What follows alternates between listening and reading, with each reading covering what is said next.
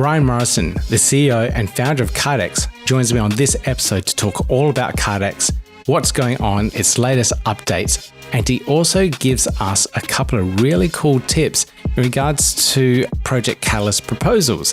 If you are going through a Project Catalyst proposal at the moment or thinking about putting one in, he gives us 3 really cool tips to make sure that your proposal gets a really good look at and has a potential of being voted on and making it through the proposal process. We go through all of that in an hour-long conversation, so buckle up and get ready for this. But before you do, make sure you work the YouTube algorithm for us. Give it that thumbs up, hit subscribe, click on that notification bell, and you hear more from us soon. All right, let's get into this. Yeah, gotta do it like that. You've been listening to the Learn Cardano podcast. Ryan, could you please tell the audience a little bit about yourself, how you got into crypto, and specifically how you got into Cardano? Yes, of course. So I got into crypto in late 2014. First, as interested in Bitcoin, and I guess that's the main way that a lot of people also get into crypto. So first and that was my case. So first was learning about Bitcoin, then from that going to figuring out that it was really interesting, but it was not possible to create applications, for example, with that technology, with the blockchain technology. Then I learned about Ethereum. I thought it was very interesting because then it was actually possible. And then they had their own language, Solidity. And then they were creating this network of projects that were already launching on them. So that was one interesting part that you could build on top of that, but also that you could start not just building decentralized applications, but also your own tokens based on the ERC20. So that I thought it was very, very interesting. And then apparently a lot of people thought the same because that was the initial of the ICO madness that happened in 2017, part of 2018 yes. as well.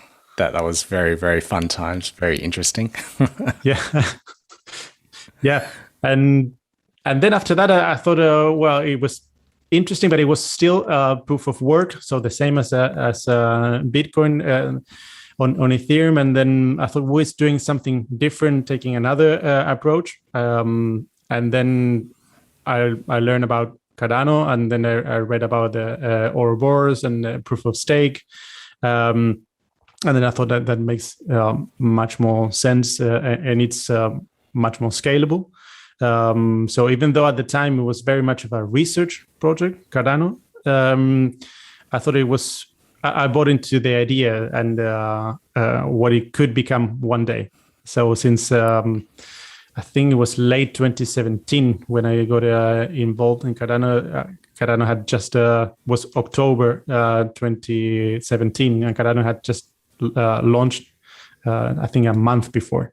So by then it was almost impossible to find. I was just looking everywhere. Where do you buy ADA? And it was just listed in 1 or 2 exchanges. I think one in Korea.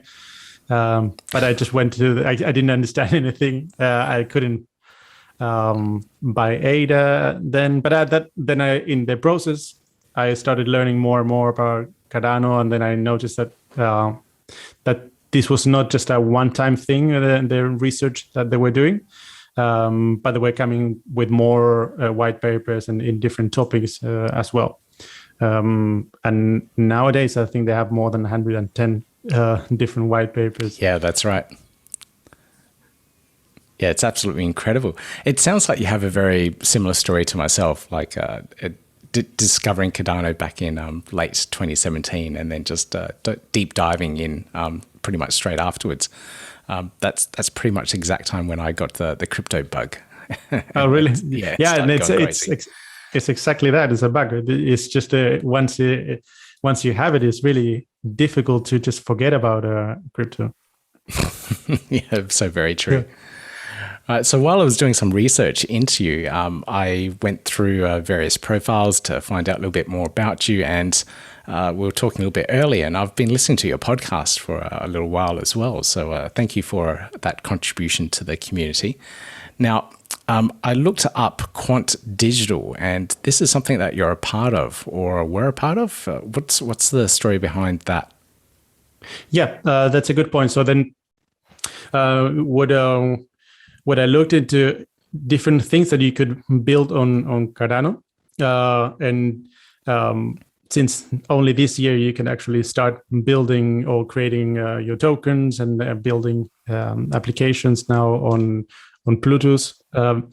So then I started with a project called Cardax, and which is a decentralized exchange.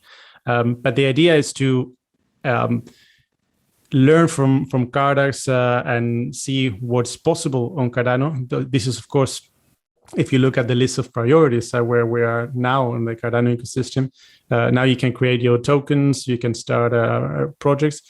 But the second thing is now you need to start trading those tokens to get liquidity. Also, so you can get funds for developing your project.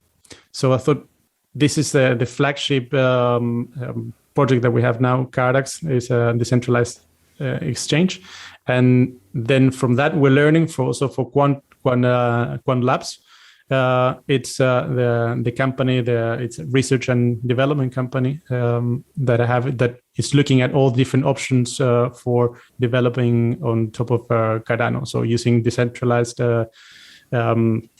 technology to look at different things that we could be building also in the future. And for now, the full commitment is to the flagship product, which is Cardax.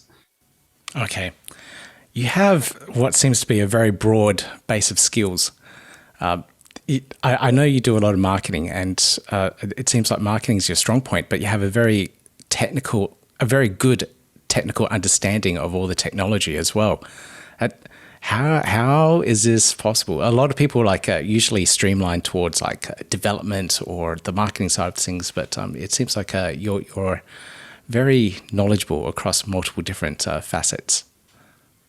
I think, you're right in marketing. That's what I've been focusing professionally for the past 14 years, and specializing on that, on digital marketing.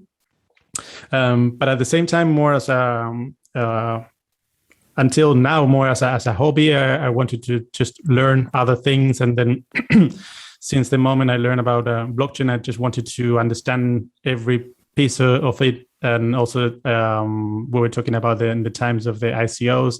I remember at that time I read hundreds of white papers of different projects to really try to understand how does that work. Somebody, for example, there was a project trying to decentralize the streaming industry, for example, how they would go about that, and then if that part of the technology part comes from more of trying to figure out how do things work, and then trying to break them down and to understand, okay, this is how a particular industry works nowadays. Like, let's think about finance, for example, and then how to use which part of that technology could be, or that industry could be decentralized, and how exactly.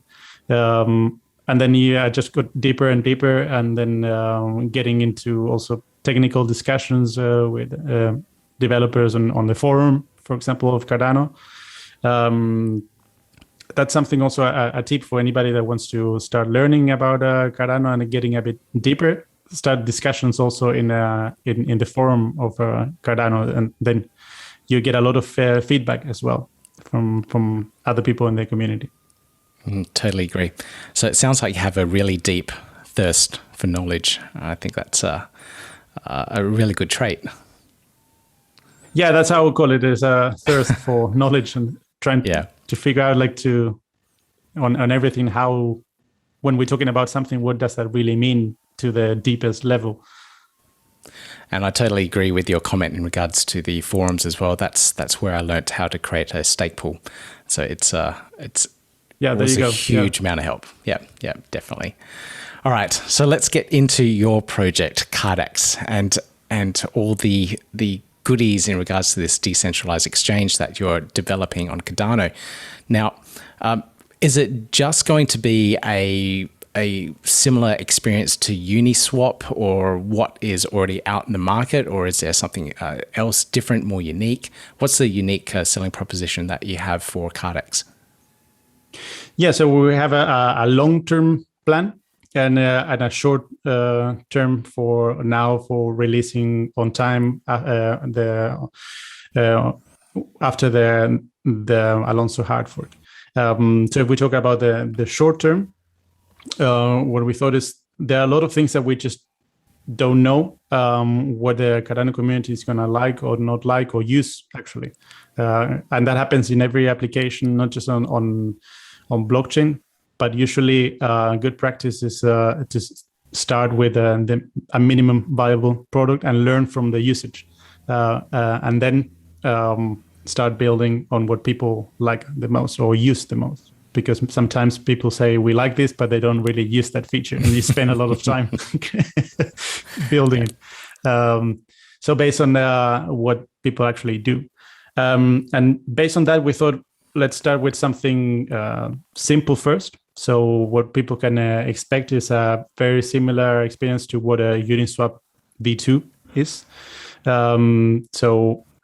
First, a DEX that does what a DEX should do first. So the ability to swap, in this case, Cardano native tokens, and ADA as well.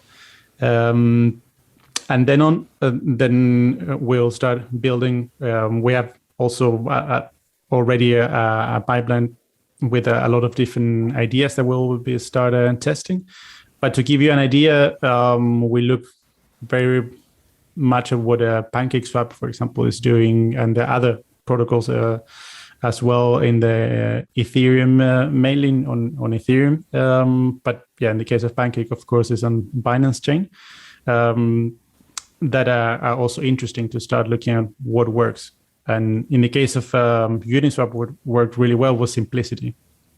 And also with simplicity is not enough. Also, it needs to come with deep liquidity.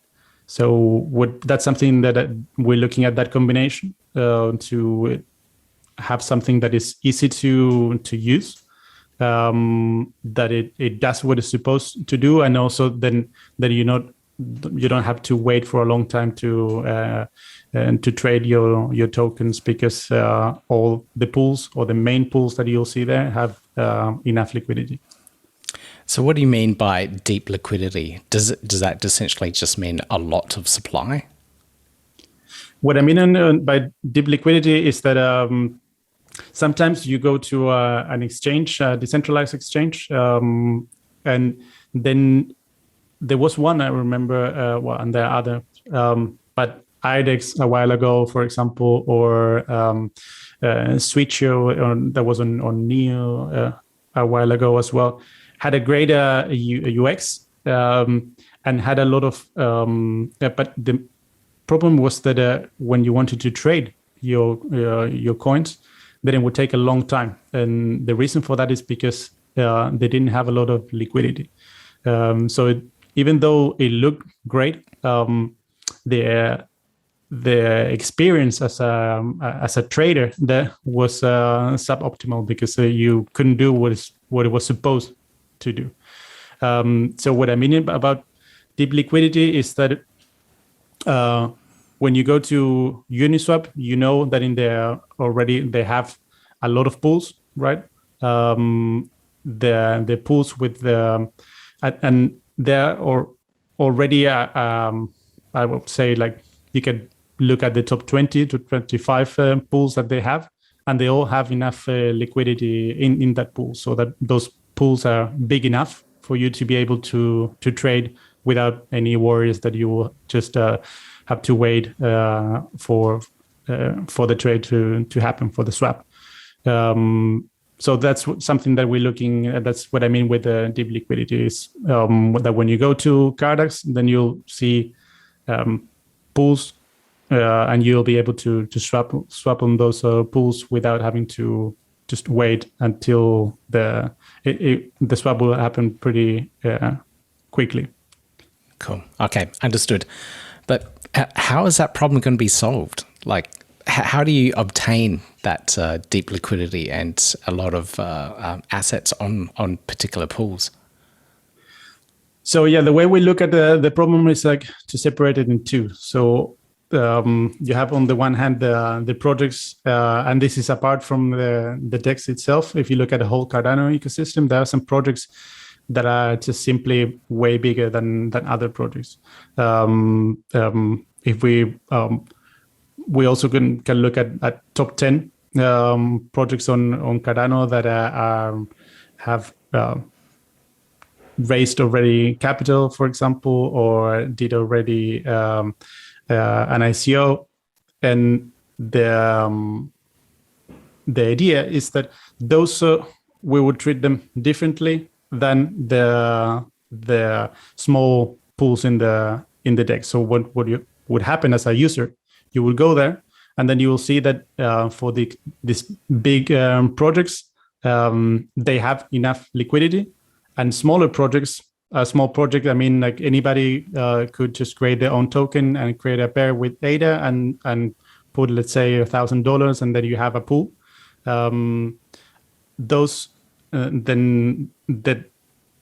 Those pools won't have enough liquidity as compared to the other bigger pools. So it's a combination of both. So you will have deep liquidity in the ones that are more popular, in the ones that are very new. As a consequence of being really new, they don't have a lot of liquidity, but they could grow. And then so we're also looking at ways to support the ones that are small. And a way to do that is for the DEX also has to be interesting to support, because we cannot support every single small pool. So we're looking at something of what other centralized exchanges have done, for example, in partnering with teams that they can grow their marketing, for example, for their projects, so that more people come to from their community to trade on their pool on the DEX, and then it's a win-win. And then we can also allocate some of the resources of the DEX in increasing the liquidity of that particular pool. Cool. Wow. Okay. I was expecting a short answer, but that was a lot more detailed than I was expecting.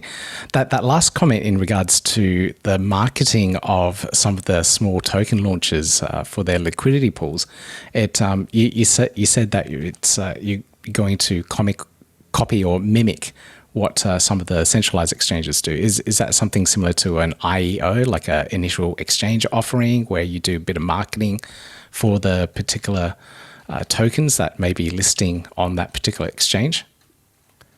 Yeah, it could be like something like that. So then that would be in the case that they just created the token, but they haven't done anything. They haven't raised any capital. Yeah. So we'll also look at a feature to help them also launch within like what you mentioned, it would be an IEO.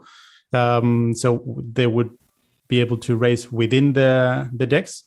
But apart from that, if somebody, let's say we look at another project that already did that outside of the DEX, and they did a pre-sale, for example, and then we can also partner with them and then see, okay, how do you guys bring more traffic to your pool here? And then we commit to also to increase the size of the pool with resources of the whole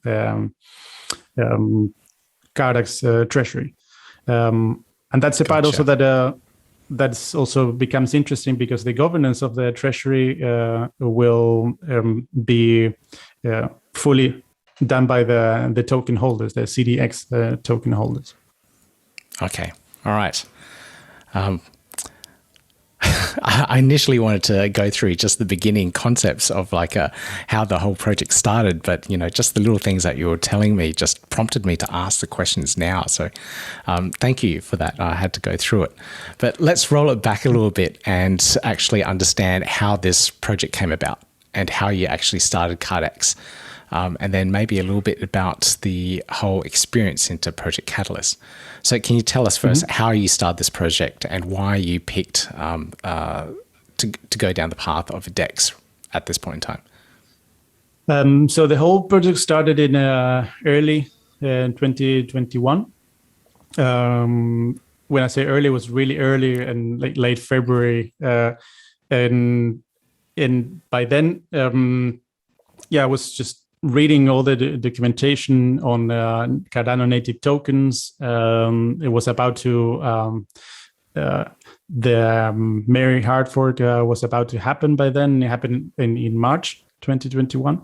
So I was just learning and then talking with the community as well on the forum to figure out how to create your own tokens on, and what did that mean actually, what a Cardano native token would actually mean, and what was the difference with an ERC20 on Ethereum, for example.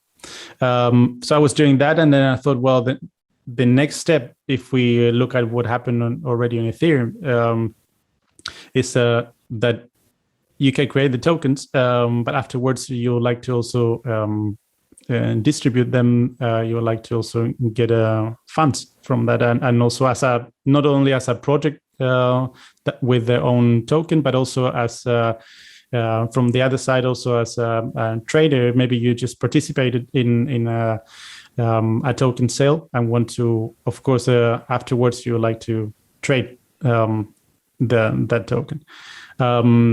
So I was just asking, and then I figured out there was no real project by then looking into it. So I got also the suggestions from other people in the community, and they said, well, you should just put this as an idea in Project Catalyst. Project Catalyst by then was on Fund 3, I believe.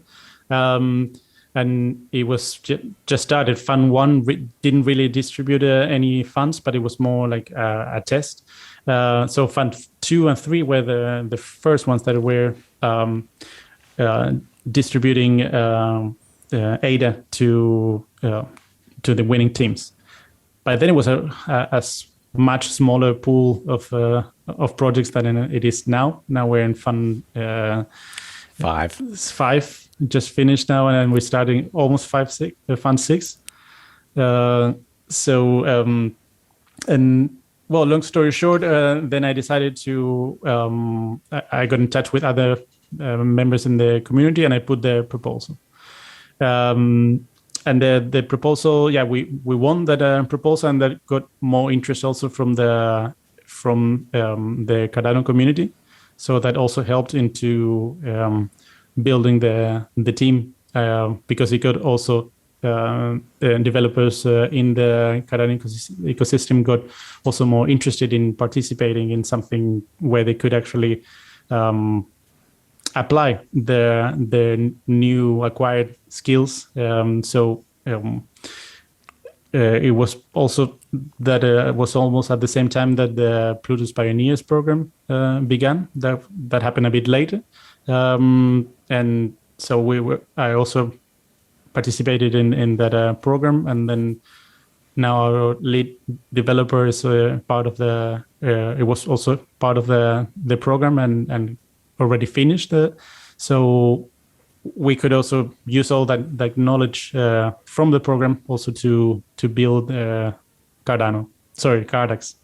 Yeah, it seems like just very fortuitous timing in regards to what was going on. So the Plutus Pioneers being trained up, you're going through the whole Project Catalyst proposal process, and people gaining interest in actually developing for Cardano. So you were quite lucky to find all the devs so easily to put this all together. Yeah, was it that easy?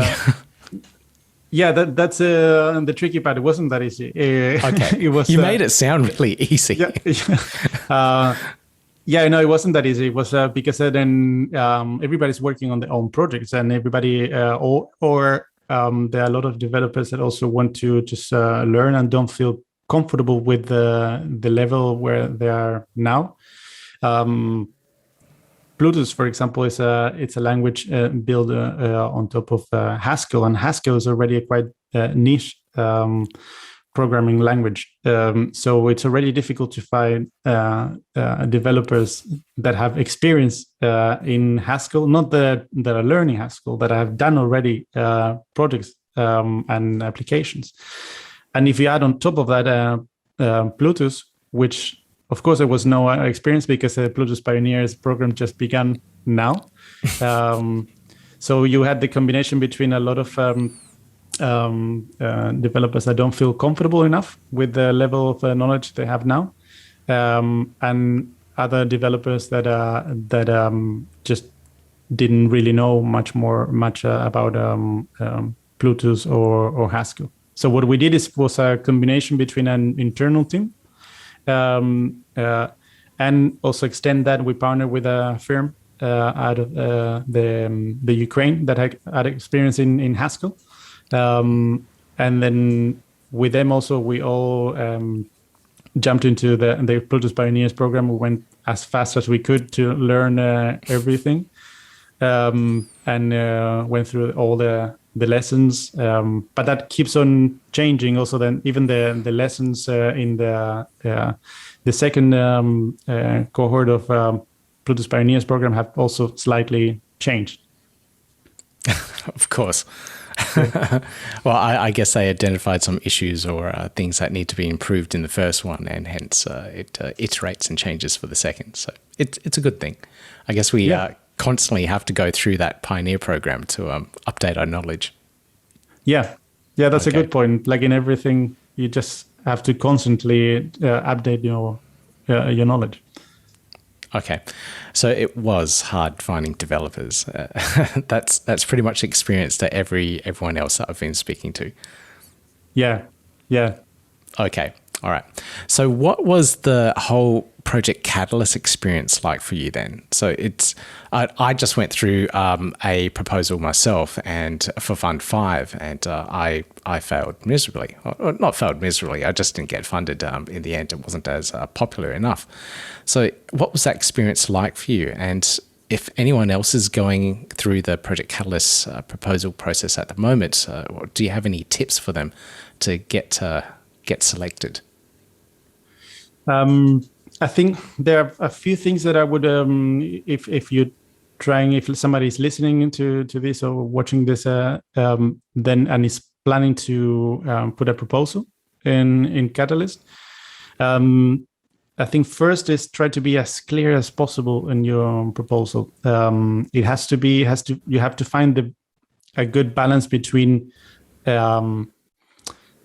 technical language and also with a language that people that are not technical can understand, because not everybody that will vote or will first read your proposal is a developer. And that's a mistake I see sometimes in many projects that I see on Catalyst, is that they're just way too technical. And so even though the project is technical, the people that are reading it and then they will later vote, many times they're mostly not developers. So that could also influence the vote, or them not really understanding and not voting because of that. So that I think is the most important part. Also, apart from that, is to be really active in the comments, because you get a lot of good comments and sometimes other comments that are a bit long.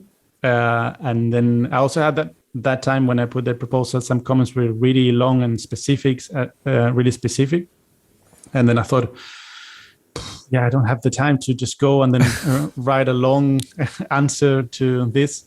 But it pays off, because a lot of people that are not people that are commenting is just a little fraction, but a lot of the majority only read those comments. And if you think about the experience of these people that will vote, that go and then they read a lot of questions that haven't been answered by the person who put the proposal, then they think is less serious. And so I think that's also something really important, to put the time and effort to go every day. So don't reply there after a week. Just try to reply as soon as possible, and as detailed as you can. If a question is really in detail, just take a deep breath and then just and then focus, and then put, I don't know, half an hour in writing a very good answer, because that will help also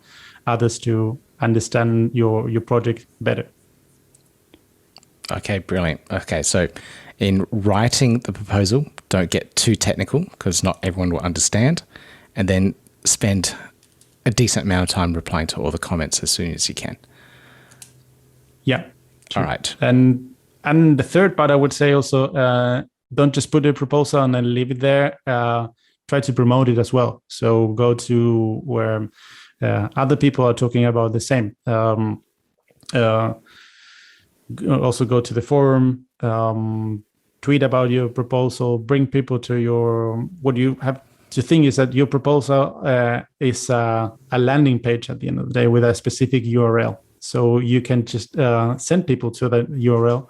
And if they haven't signed up for Idea Skill, they would have to go through that process first. But at least you can take a screenshot, let them know, make videos with your proposal so they can read it in the video as well.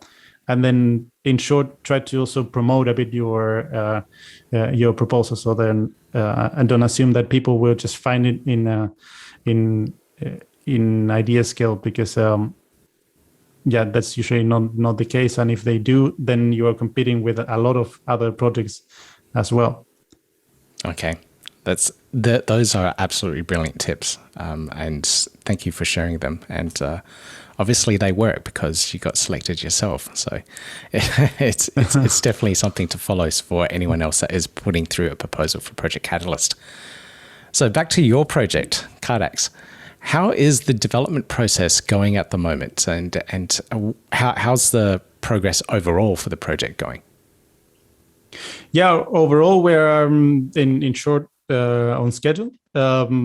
We went, just to give not to get into very specific, but to give you an idea on how the whole process went.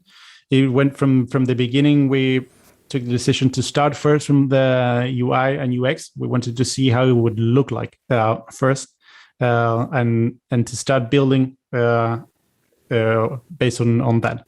So I made a video a while ago in one of the first updates to the community, where I showed all the designs that we had already done and ready for starting implementing. So once we had that, our front-end developer started working on integrating that. And at the same time, our back-end developer also started working on the infrastructure.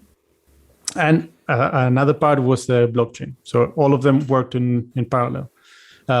Sometimes, for example, like we are now in the case where we are finalizing all the smart contracts. So then these guys in the front end and back end have to wait a bit when it comes, for example, to integrate with wallets, for example. Then there's not much we can do on the front end if we don't have that already figured out on the blockchain side. So that's where we are at the moment. And I think that's also something important to mention then on the wallets, as something that everybody that is building now on Cardano is also looking into. How does the integration with the main wallets with Yoroi and with Daedalus gonna look like? So far, not much technical documentation has been shared, but what we have been told from IOG is that they will be releasing now, as part of Alonzo Purple, more technical documentation on particularly on the integration with Daedalus. And in the case of Yoroi, Emurgo has mentioned the same. They also wrote an article about it. They're also building a dApp connector, which will work pretty much the same as MetaMask does for the Ethereum ecosystem. So yeah, once we have that connector with the wallets, with the two main wallets, then we can also go to the next steps. But yeah, as I was mentioning, everybody that is building now in Cardano is waiting on that. But I'm sure, as always, at least we will have a good connector with Daedalus. We have done also some tests with other wallets.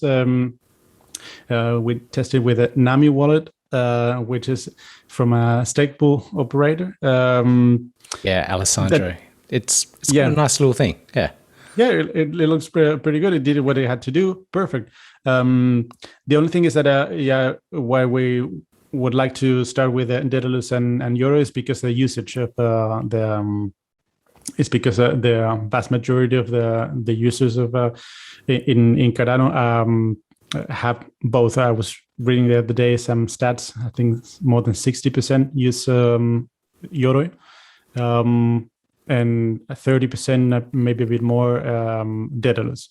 So we're looking into starting first with them, but later on also we would love to continue also integrations with more wallets like Nami wallet or Giro wallet. There's also and more wallets will come also in the future. So we have to be prepared for that. And as I said, for that now we're just finishing that part and looking into doing the external audit to go through all the that process, and just being testing, doing QA, and being ready for the launch after the Alonzo hard fork happens. Okay. Have you played around with the application on the Alonzo testnet? And yes. Yep, you have. You've been invited in, I'm assuming, and you can play around with everything on the testnet. Yeah, we have been part of Alonzo White. Right. Okay. Yep. And now we just got access to Alonzo Purple. So now we leave that environment more to start testing on Purple. Now we're in light Purple, and so far so good. And as I said, like the main thing that we're looking to now is the audit and the connectors with the wallets. Okay. How does the audit process work? I know with a lot of Solidity contracts, the audits usually go out to third-party companies, which go through the code and looks for vulnerabilities, etc. How's it working in the Cardano ecosystem, considering that it's so new and so fresh? Yeah, that's a very good point, because and that's tied to what we were discussing at the beginning as well about because of being so new, there's not a lot of developers that know Plutus on the one hand, but also because of that, there's not a lot of companies that have experience in doing audits. And as you well mentioned, there are companies that are experienced in doing Solidity smart contracts audits. But the Haskell and Plutus in particular is a very different language than Solidity is. So what we have been in discussions with some companies that have that knowledge, but then they would have to start all over and really learn through the whole process that we already did in our own team in the Plutus Pioneers program. So we thought it doesn't make sense to work with them, even though they have the experience in auditing, because we have more knowledge than they do. So it's a weird thing to get audited by somebody that has less knowledge in that particular language. And then the other options is companies that are really specialized on Haskell and Plutus. Those are just a handful. And we are in conversations with a few of them. And then in the next days, we should also get a confirmed the dates of the audit and how long should it take. And that's apart from the internal tests that we'll do, and also probably a test with maybe an open test as well. But yeah, things we also need to make decisions quickly, because once you have the audit, if there's something that has to be changed, you have to go back and implement those changes, those suggestions. So in short, it's also that's another thing that companies also don't have a lot of knowledge of auditing of Plutus smart contracts. Okay. All right. It's going to be a very interesting era and time, I think, for all the projects, because all the projects are going to go through this process to try and get auditing done, and ensuring that what they're doing is right and good. So we'll see. We'll see what happens. Yeah. Yeah, and the part is that what is so important is because in this we are dealing with money at the end of the day. So then a hack represents loss of in some cases big amounts of money. So that's why we have to be so cautious and then make sure that we did everything we had to do from a risk perspective to mitigate that risk. And hacks can still happen. We just today, when we're recording this, Poly Networks got hacked for a nice sum of $600 million worth of crypto assets. Oh wow, I didn't know about that. Yeah, that's a lot of money. And I was looking into the hack, and some people did some sleuthing and investigations behind it, and saw in one of the transactions the hacker left a message that said, "This would have been $1 billion, but I didn't want to deal with the shit coins that were on there." So he left all the shit coins on the DEX because he didn't want to touch them, and just took everything else. So I'll share a link to the transaction where you can actually read the comment from the hacker on the hacker's wallet. It's like it's quite interesting to see. We laugh now, but yes, this could happen on any blockchain. So it's good to ensure that everything's audited, checked. And even though they're audited and checked, there could still be loopholes. Yeah, exactly. At least you're more comfortable when you had a plan and then you implemented that plan. You had to do everything. You did everything that you had to do, and then constantly after that also checking. Okay. So in terms of other aspects like business development for the project and future partnerships, have you got anything lined up for that? I did see that you were actually now looking for a business development manager. What's the scenario and situation with everything in regards to business development? Yeah, that's a good point. So then at DEX, on the one hand, it's 90% technology at the beginning of the project. Of course, afterwards it becomes more of a bigger and bigger in other aspects as well, in marketing, and in a big part of that also is in keeping the relationship with the projects. So partnering with projects that could also, what we were talking at the beginning, also with projects that make sense for both, for the DEX and for them. Not like a partnership like I see sometimes, I don't know, just projects, not in Cardano, but just in general in crypto, that they say like, hey, we're partnering with project A, B, or C. And then you read it in the article, and it's just a marketing stunt. It's just like for both, it was just like have the logo and it being shared many times, but they're actually not really doing something together. Okay. So what we want in this case is to partner only with the ones that we think we can bring value, and they can also bring value when it's a win-win for both. So then, to your point, we were partnering. We're looking for partnerships and business developer manager at the moment. So if somebody is listening to your podcast or watching it and wants to apply, just go to our Twitter. You'll see there we posted the link. This week we're and next week we're doing the first interviews.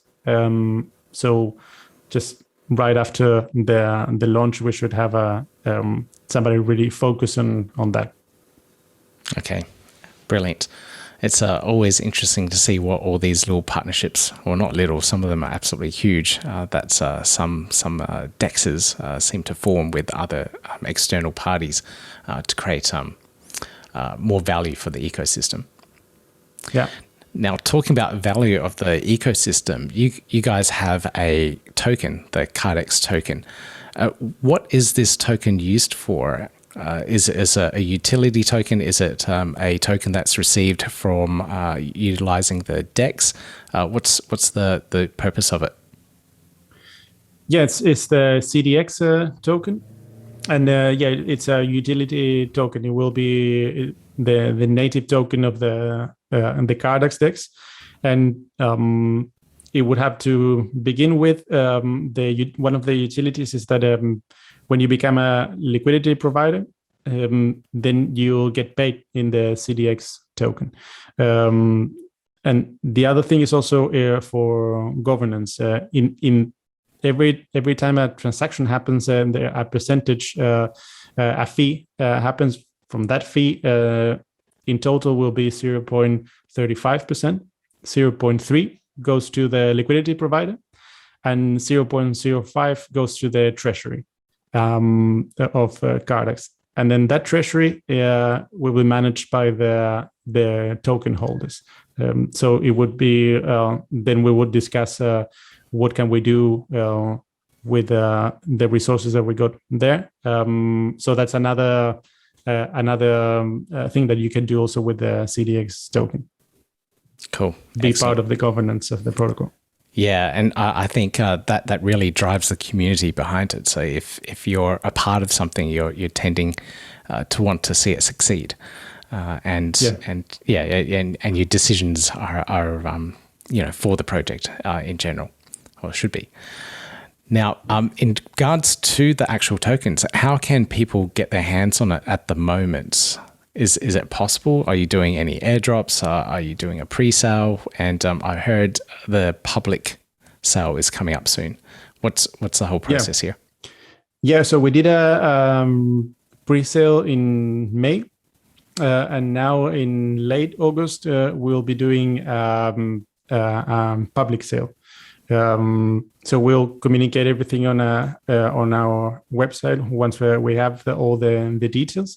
We're already kind of ready with that. It's just like that we have to go through the legal part. Our lawyers are just checking that part, and once we get the okay from them, then we can publish everything on detail on our website. You'll see a landing page with all the tokenomics and how the funds will be used and so on. But in terms of timing, that should be, we're counting on the next probably 3rd or 4th week of August. Okay. I was going to push you for a date. Thank you. That's usually the biggest question everyone's asking. When can I get my tokens? When can I get in? Can I get in early? That's the question we're getting lately a lot on our Discord. It's like more like so hurry up, come on. Yeah, and it's not like when is the public sale going to happen? It's just like when public sale, just like like yeah, of course. Yeah. So in regards to the pre-sale that you did, was that to private investors or who did the private sale go to, and how much did you raise so far, and how are you using the funds? Yeah, so the interesting part in that is that it was only community driven. We didn't raise from any VCs or any company. It was just the Cardax community. So what we did is we were at the moment at that moment we hadn't won already Project Catalyst, so we were looking on ways to fund the project, and then we did the pre-sale within the community. So everybody that had joined us on Discord got all the details and the links to with the tokenomics and how to participate, and that took place in May. It lasted 7 days, and we raised 1.2 million ADA. That's impressive.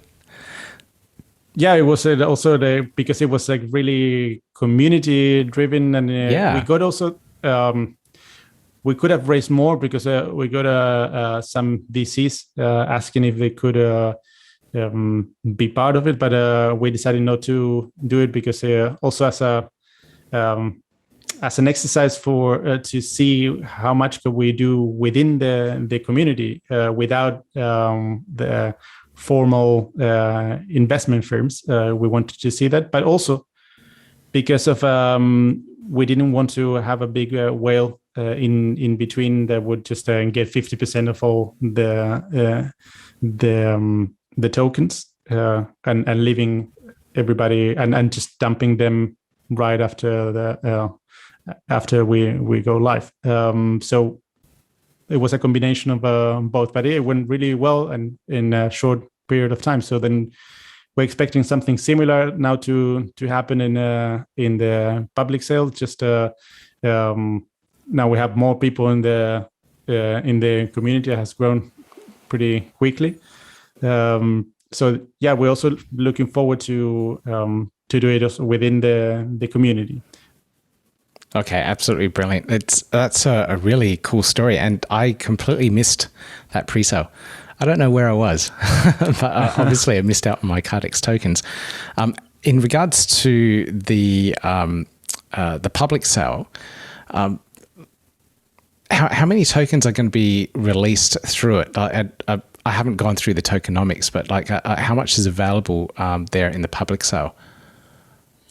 That's something that we have still to get the final number just for the legal part.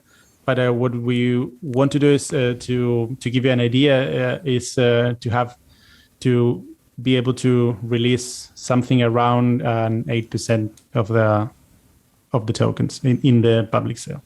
Okay, gotcha. Sorry, I won't press you too much more about the public sale. I know a lot of it's locked up behind legal details and whatnot. Yeah, but in regards that takes way longer than expected, by the way. But right. But I can see where a lot of the money that you would have needed to raise in the pre-sale would go to, such as the lawyers, the design, and all these aspects of the project to actually get things off the ground and kicking. Now, in regards to some other numbers, how are your community numbers growing? I've seen some stats that you've mentioned, and they're absolutely phenomenal. Yeah, that has grown like massively in the past weeks, even faster. Now we're at, on Twitter, we have something like, last time I checked today was a bit more than 18,000 followers. We're at almost 18.3 or 18.2 something. And on Discord, we're at almost 6,500.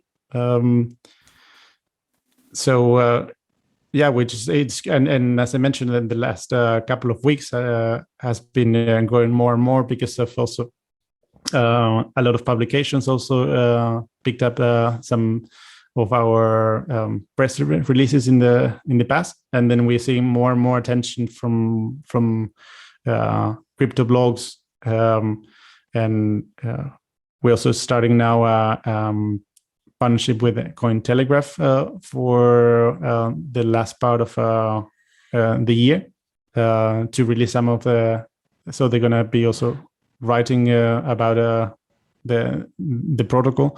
So it's also interesting to see. But yeah, the numbers have been growing really fast, especially the last month or so. That's absolutely phenomenal. Your numbers do overshadow mine. I've got a measly 1,700 Twitter followers, and I think I've got about 49 people in my Discord server. So it's a little bit bigger than mine, but that's cool. Well, that's how it started. We also started like that. You start somewhere, right? Yeah, precisely. Now, it's interesting that the marketing is ramping up so much. And I've also noticed that you guys are doing a YouTube crypto influencer contest. This is quite an interesting thing.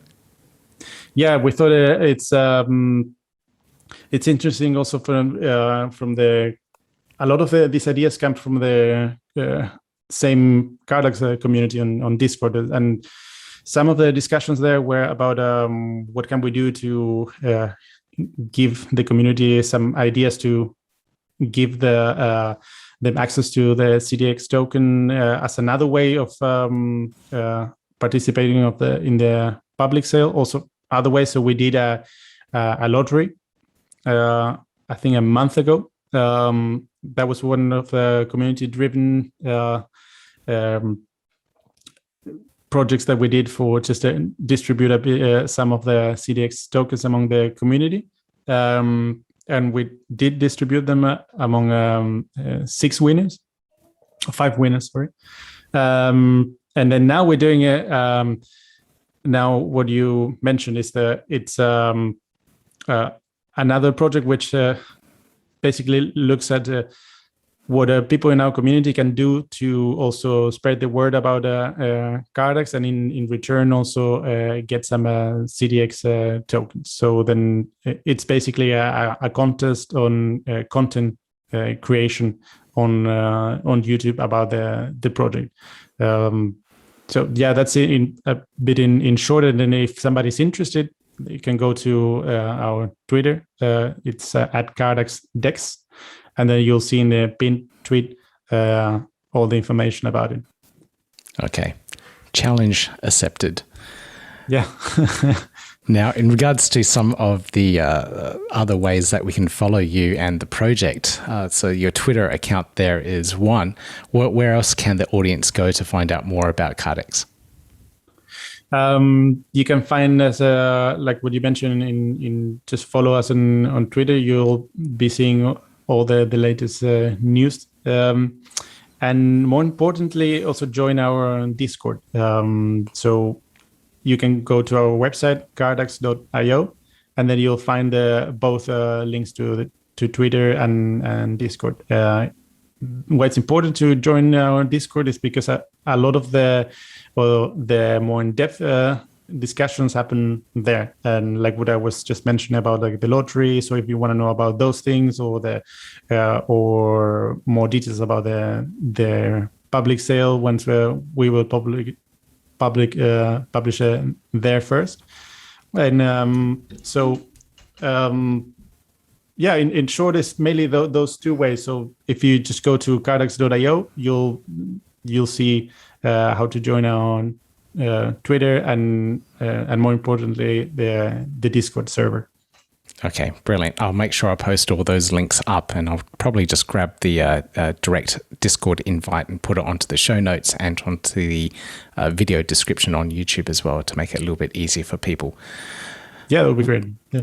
Ryan, this has been very, very exciting and very enlightening to learn more about the project. I do stalk the project on Discord as well, but I mainly follow the announcement channel for the AMAs and what's going on with the project. So that's where I spend most of my time. I didn't know about all the other conversations that were happening in the other channels. So I think I will read a little bit more. There are also like other interesting conversations apart from the Cardax project. Also, we have a channel for projects in general, because we noticed that there's a lot of interest from the whole Cardano community to know more about these new projects that are out there, but it's difficult to find them. So then that conversation happened naturally in our Discord, and we decided to just bring it to a specific channel. So there you can also keep track of new projects launching on Cardano. Very cool. You must have a community manager or someone that's looking after all these aspects of the community and understanding and knowing what's happening in there. Have you got people allocated to that yet, or is this something you're doing yourself still? Yeah, no, we have somebody fully responsible for community management. Absolutely brilliant. Yeah, that's right. I did see the team was growing. It's getting quite large on the teams page on the Cardax website. Yeah, we have to just make it longer and longer every time. Very cool. It's so cool to see this project grow and be the first DEX to get, I guess, announced and get off the starting blocks, I guess, on the Cardano ecosystem. It's very cool.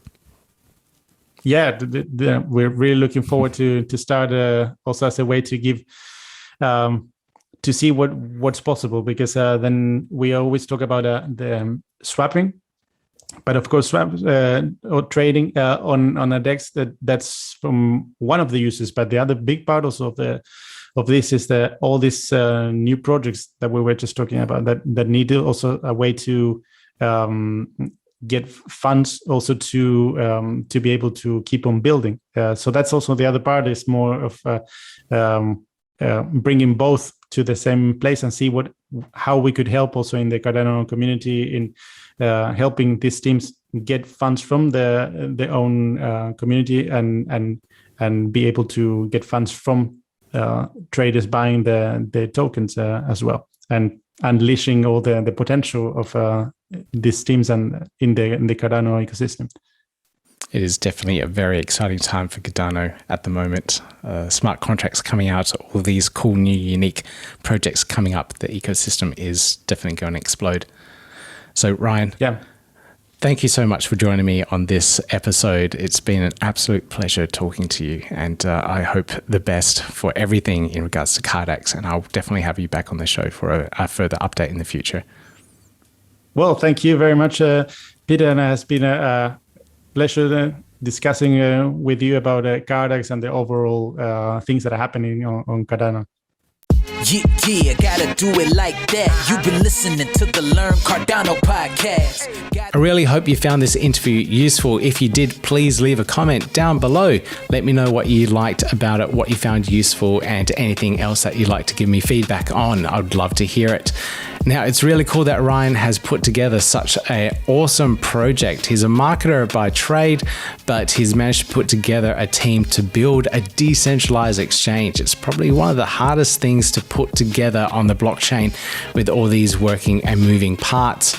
And of course, other people are making it even more complex with cooler and better features all built on Cardano. So please make sure you check out all of our other interviews of all the other decentralized exchanges and DeFi projects that we have been interviewing over the last few months. You can see it in the links over there in the top right. There it is.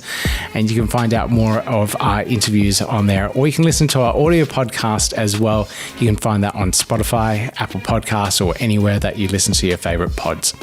Now, like I say, always, if you enjoy our content, please make sure you give us that thumbs up, click the subscribe button and hit the notification bell, work that YouTube algorithm for us and get us to the top.